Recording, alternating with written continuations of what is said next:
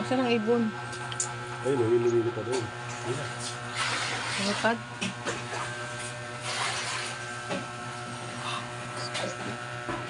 Wala naman yung ibon.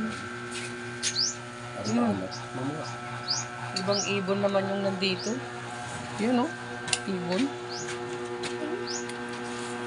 Ay, ayun! Ayun. Ang ito! Makulig din ang minsan niya. Ayun, dalawang ibon, oh. Ayun, oh. Ito! Lalaki na pala yung mga dalawang ibon mo, ha? Malaki na, tamad na. Ayun, oh. Dapat sisipain. Maaliit niya, oh. Ano ito maliit? Malit ba? Tama. Ganun lang siya. Ganyan talaga yung ibon. Basta. Lalaki na. Patingin niya yung mga ibon. Ayun eh. Diba? Ito, yung dalawang ibon. Ay, tingin nga. Dito, dalawang ibon. Uy, Ayun, oh. andito. Nandito sa...